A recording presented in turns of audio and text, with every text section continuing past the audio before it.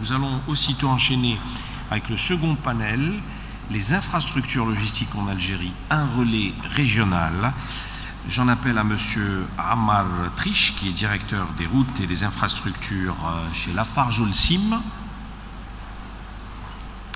le directeur général de l'entreprise portuaire de Djenjen, Monsieur Abdeslam Boueb, deux représentants de la DGAAT, Madame Saadi Fazia et Monsieur Lies Boukrami, et puis Monsieur Djoumer, représentant de la SNTF et qui est le PDG de Rail Logistique. Veuillez prendre place, s'il vous plaît, messieurs, dames.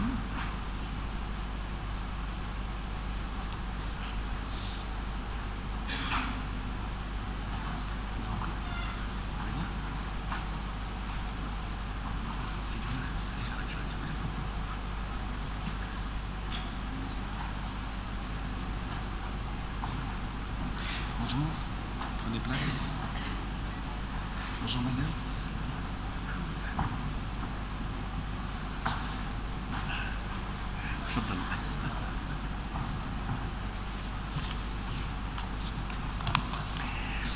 Très bien. Alors, infrastructure logistique en Algérie, un relais régional, port, aéroport, route, réseau ferroviaire. On est bien classé en Afrique, ça, on l'a compris, et c'est une fierté pour le pays, d'accord.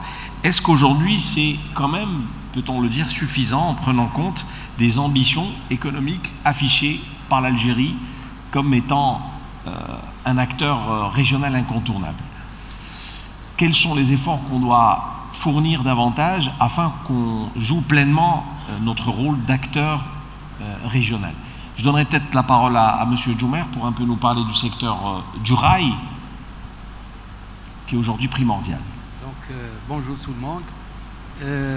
Pour ce qui est du rail, avec les propres ressources du groupe ferroviaire et ses filiales, nous travaillons intensément à mettre en place l'infrastructure nécessaire pour flexibiliser le transport ferroviaire du fret et de le rendre plus compétitif par rapport aux autres modes en mettant en place les terminaux ferroviaires qui donneront plus de flexibilité au transport combiné rail-route et qui vont nous permettre d'atteindre les objectifs nationaux en matière d'exportation. Donc nous travaillons par exemple nous avons développé énormément en tant que rail logistique filiale du groupe SNTF, nous avons développé plusieurs plateformes logistiques à Alger, à Ruiba. Donc nous sommes depuis 2001 partenaires de CMA-CGM dans leur port sec d'Alterco. Nous sommes également partenaires de nos deux armateurs, de notre armateur national Canal Nord sur le terminal ferroviaire pour le port sec de RTC, Ruiba Terminal Conteneur. Nous développons également sur le site de Ruiba énormément d'infrastructures qui vont nous permettre d'arriver à cette flexibilité. Et nous lançons le développement du pôle d'Oran avec le groupe Gatma. Même chose faite par notre filiale Steam qui a développé avec les ports de Skikda et de Annaba des plateformes logistiques intégrées où le rail est intégré totalement. Voilà donc ce que nous sommes en train de faire. Nous comptons continuer notre effort sur les hauts plateaux et le sud, et comme ça on arrivera à optimiser les coûts logistiques en intégrant le rail.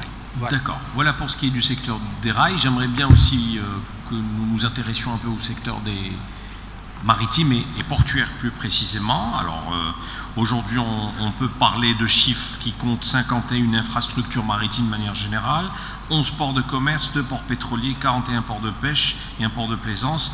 Bon, il faut dire que ce n'est pas encore vraiment à la cadence, en tous les cas des volontés économiques affichées pour l'Algérie. Vous êtes le PDG du port de Djenjen, tout à fait. Alors, expliquez-nous. Bon, pour les infrastructures portuaires, il y a des efforts considérables que l'État algérien a. Nous avons remarqué qu'il y a des efforts très importants pour les infrastructures. Nous avons le port de Djenjen actuellement avec un terminal à conteneurs avec un linéaire de quai allant jusqu'à 2 km, avec d'autres quais avec des linéaires de quai allant jusqu'à 3 km avec des tirants d'eau plus de 18 mètres, favorables pour recevoir les gros navires. Nous avons d'autres projets sur l'ensemble des ports algériens. Nous avons il y a le lancement d'un projet pour le port d'Annaba pour l'exportation de phosphate. Il y a des extensions qui sont faites déjà au port d'Oran. Nous avons des études très avancées au port de Bijaya, au port de Skikda. Ça veut dire que l'État algérien a fait actuellement, nous avons les infrastructures adéquates pour être au rendez-vous, pour dire, on parle actuellement des exports et de diminuer les frais de passage, les frais de la logistique globalement, mais il y a les frais de passage portuaires qui sont actuellement, on peut dire qu'ils sont coûteuses parce que sur l'ensemble des ports, on reçoit des petits navires. L'ensemble des navires passent par d'autres ports, comme le port de Malte, Barcelone ou autres ports. Ça veut dire qu'on augmente avec ce transbordement, on augmente les frais de passage. Actuellement, la stratégie de l'État algérien, c'est d'avoir des infrastructures portuaires qui peuvent recevoir directement les gros navires qui viennent pratiquement de l'Asie et d'autres pays lointains. Très bien. Alors, nous avons avec nous la DG AAT. Alors, pour ceux qui ne connaissent pas, c'est la Direction Générale de l'Aménagement et de l'Attractivité des Territoires. J'aimerais bien que vous nous expliquiez un peu quel est aujourd'hui votre rôle dans cette problématique transport et bien sûr infrastructure logistique, puisque vous avez un peu votre mot à dire. Merci. Ce qu'on doit dire en premier, c'est que la stratégie du ministère de l'Intérieur, des collectivités locales et de l'aménagement du territoire a à son actif une stratégie nationale en matière d'aménagement du territoire qui est portée, comme nous le savons tous, par différents instruments d'aménagement du territoire. Dans le schéma national d'aménagement du territoire, le SNAT, qui est érigé en loi en 2010 et qui porte justement la stratégie nationale en la matière. Cette stratégie est dictée par 4 lignes directrices que sont la durabilité, l'équilibre, l'équité et l'attractivité. Alors, dans le domaine justement de l'attractivité, dans la ligne directrice dédiée à l'attractivité du territoire, c'est là où la stratégie nationale traite du maillage infrastructurel. Nous avons plusieurs programmes d'action qui en parlent, dans celui qui est dédié au maillage infrastructurel. Là, on parle de différentes infrastructures, que ce soit l'autoroute, le rail, les ports, enfin l'ensemble qui consiste en fait un système. Je donnerai seulement un exemple, l'autoroute Est-Ouest, pour laquelle on dédie un schéma directeur d'aménagement. Et là, ce schéma-là, il a pour ambition d'étudier tout le corridor de l'autoroute Est-Ouest, par exemple, pour identifier les territoires qui sont en position de convoitise pour l'installation de nouveaux investisseurs. Et là, comme nous le savons, l'autoroute Est-Ouest est connectée aux différentes infrastructures telles que les aéroports et les ports, et elle sera connectée aussi au nouveau port centre. Ce dernier sera connecté au port de Djenjen également. Ça, c'est un petit, grosso modo, ce que je donne la parole à mon collègue. Merci. Salam alaikum. Je rajouterai que le schéma national d'aménagement du territoire, il est décliné en déclinaison territoriale et déclinaison sectorielle. Les 21 schémas directeurs sectoriels ont été réalisés et apparemment, ils ont été mis en œuvre. Et je souligne aussi que le ministère des Transports et Travaux publics a déployé d'énormes efforts, surtout par rapport aux déclinaisons déclinées dans le cadre du SNAD. Je citerai à titre d'exemple les différentes pénétrantes, les 14 pénétrantes du sud-nord ont été réalisées, différents rocades d'autoroutes réalisées, et ce qui contribuerait effectivement à la vision prospective telle qu'elle a été prédéfinie dans le SNAD. Je dirais aussi qu'en plus des schémas directeurs sectoriels, on a les déclinaisons territoriales, différentes études d'aménagement au niveau des espaces de programmation territoriale pour les régions, qui regroupent certains wilayas en région, ainsi que les différents plans d'aménagement de wilayas. Tous ces instruments ou études territoriales déclinent certaines orientations qui d'ailleurs sont reprises par les secteurs concernés et surtout par rapport au secteur de transport et travaux publics. Je citerai l'exemple, l'une des recommandations des études d'aménagement et de développement des zones frontalières, c'est l'ouverture d'un poste frontalier de Tiendouv. Heureusement, cette proposition a été concrétisée. Nous sommes heureux en tant que secteur transversal qui concorde et qui veille à la cohésion intersectorielle que cette proposition a été prise en charge. D'ailleurs, il y a aussi d'autres propositions que je citerai à titre d'exemple. Il n'y a pas uniquement que la transaérienne. Certaines propositions veillent à ce que la RN3 et la RN6 soient aussi réalisées dans le même standard que la RN1 en tant qu'ouvrage structurant d'aménagement du territoire. Et je vous remercie. Très bien. Alors, j'aimerais donner la parole cette fois au représentant d'Afarge Holcim, en l'occurrence M. Ammar Triche, qui est directeur des routes et des infrastructures. On a écouté les ports, la même chose pour ce qui est du secteur des rails. Et puis, cette agence qui s'occupe un peu de l'attractivité des territoires, vous, en tant que multinationale, vous avez également votre rôle à jouer en tant qu'intervenant également. Bonjour, merci de me donner la parole au niveau de ce système. Je voulais juste apporter la vision de mon service au sein de Lafarge Holcim. Donc moi je m'occupe plus particulièrement des solutions routes et infrastructures au niveau de Lafarge Holcim, et on vient donc en support aux entreprises et au pouvoir public pour apporter des solutions sur la construction et l'entretien des routes, des autoroutes, des chemins de fer, etc. avec un objectif évidemment de réduire les délais, de réduire les coûts, d'offrir des solutions locales, etc. Donc c'est de cette fenêtre-là que je voudrais vous donner moi mon avis. C'est qu'aujourd'hui, ce qu'on développe en Algérie, que ce soit les plateformes logistiques, les routes, les voies ferrées, etc., sont une chance unique de développement vers l'Afrique.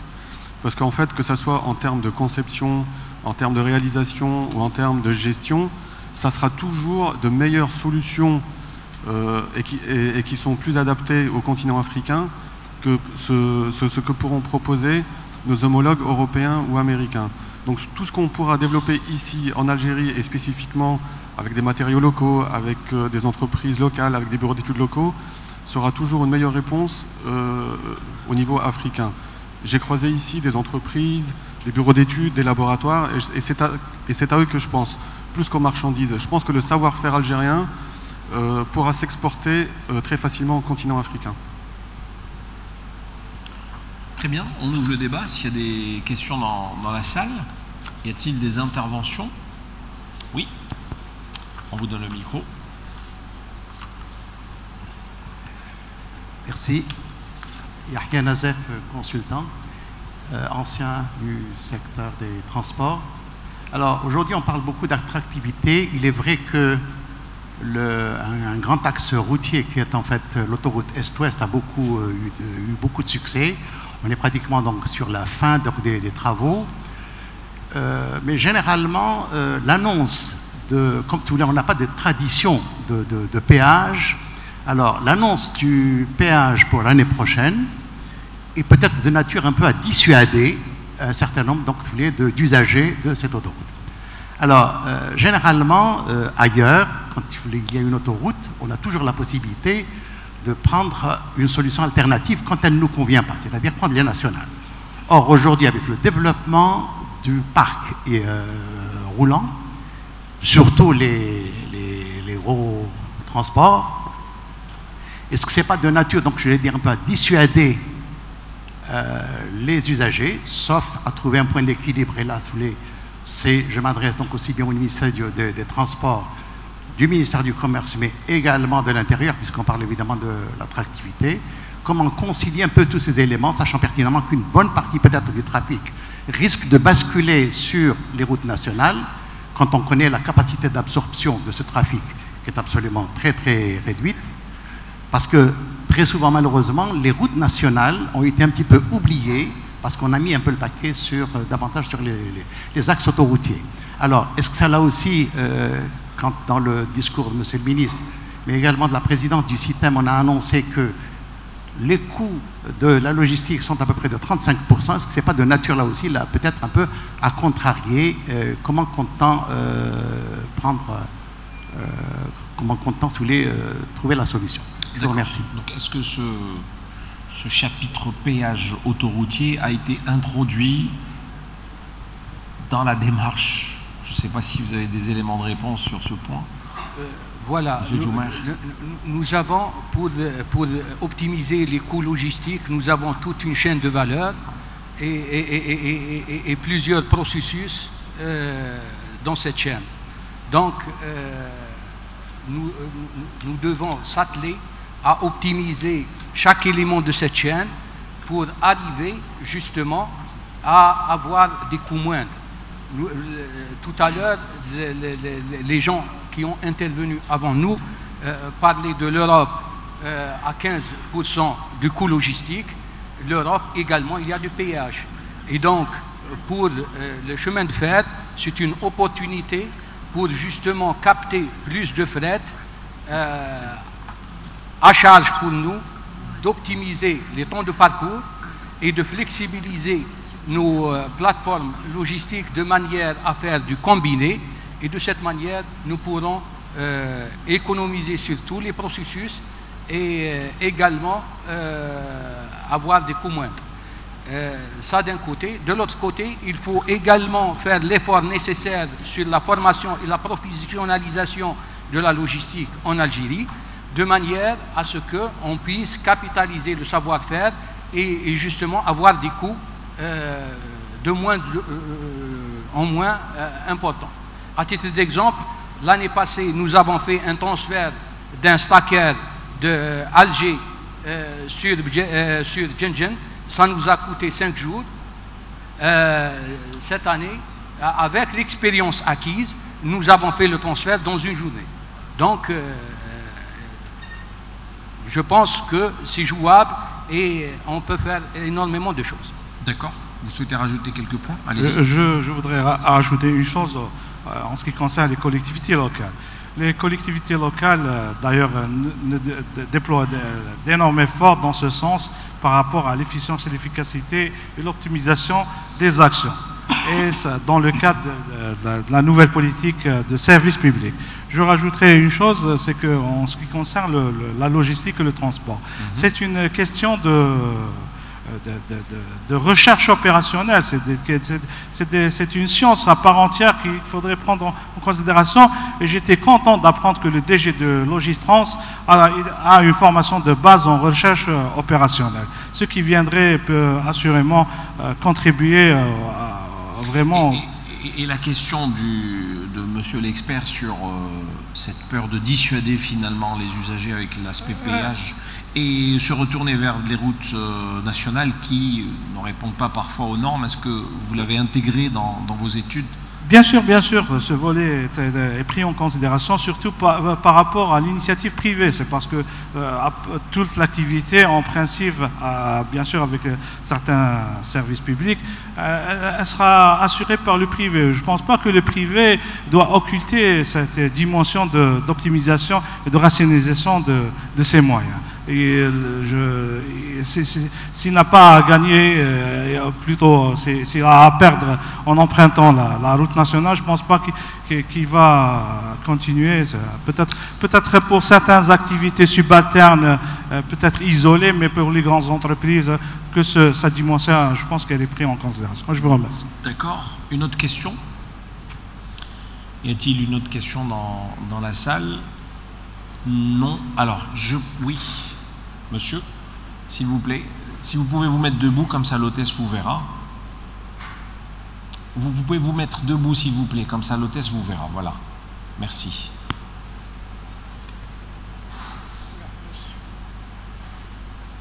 Bonjour, c'est Nate Ibrahim, représentant Universal Transit.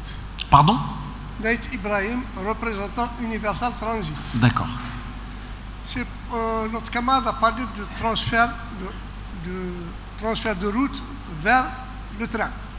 C'est une bonne initiative. Rapprochez le micro, s'il vous plaît. Voilà. C'est une bonne initiative, mais est-ce que le matériel de la SNCF est adapté, par exemple, à gerber 2 conteneurs? Est-ce que les tunnels aussi sont adaptés? Est-ce que aussi on peut transporter un camion remorque sur un wagon? Si on peut faire ça, je pense qu'on peut facilement transférer du fret route vers le train. Je vous remercie. Voilà. Merci. La question vous est dirigée. Oui, tout à fait, tout à fait.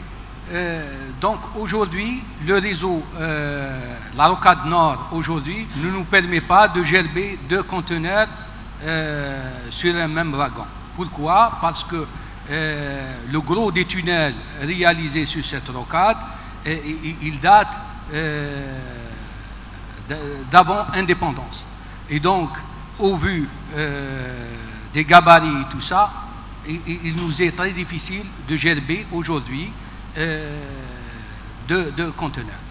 Mais tout à l'heure, monsieur le directeur de l'infrastructure de la SNTF va intervenir pour justement cet effort de modernisation qui va nous permettre de travailler segment par segment, secteur par secteur, de manière à pouvoir justement avoir cette flexibilité de combiner le rail-route de manière à pouvoir le faire. Aujourd'hui également, on ne peut pas faire du transfert d'un semi-remorque sur nos voies parce que également il y a un effort de modernisation qu'il y a lieu de le faire. On peut le faire sur les nouvelles voies réalisées par l'ANACIRIF puisqu'ils sont réalisés selon les normes les plus modernes et donc on peut les faire.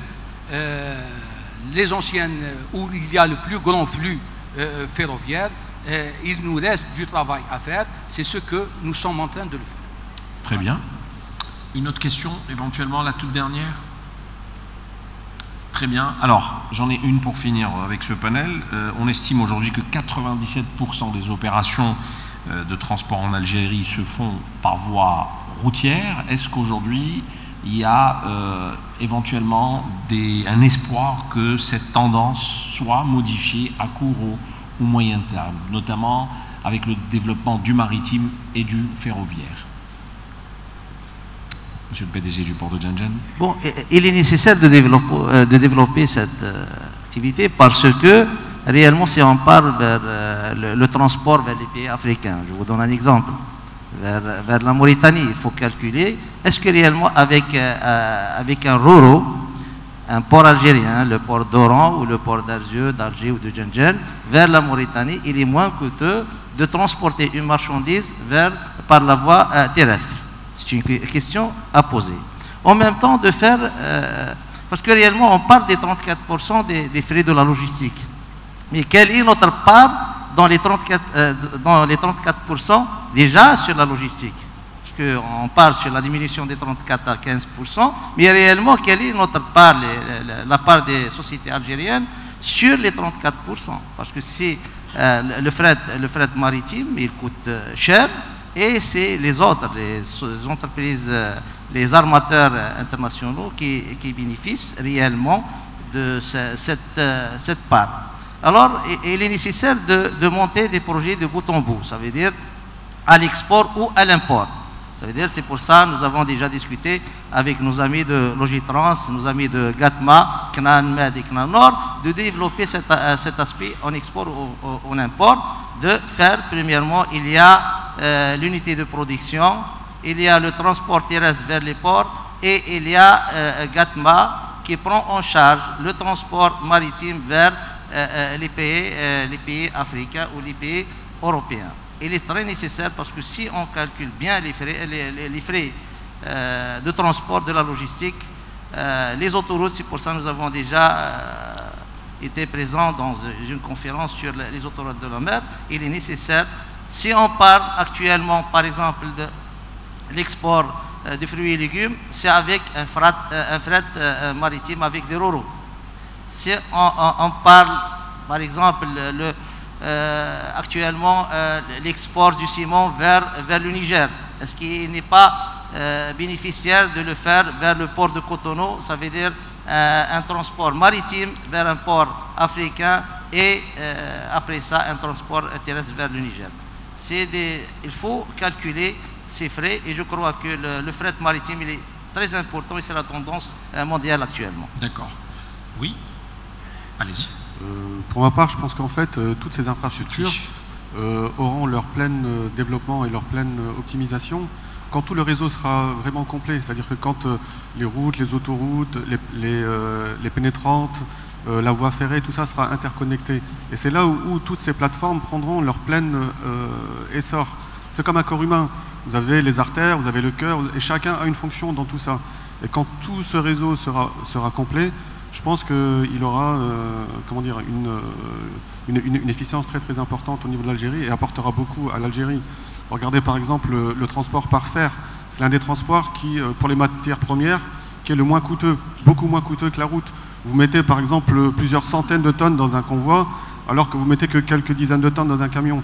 Donc le développement de ces moyens de transport sera dans le sens de baisser la logistique. Et ça sera très important pour l'avenir. D'accord. Monsieur Djoumar, vu que le secteur ferroviaire a un rôle primordial à jouer dans cette démarche, et puis je vous donnerai la parole à monsieur Moukhlami. Donc, je répète, nous travaillons en étroite collaboration avec l'ANISRIF de manière à moderniser l'ensemble du réseau, à connecter l'ensemble des régions, puisqu'on parlait de l'aménagement du territoire. Nous avons,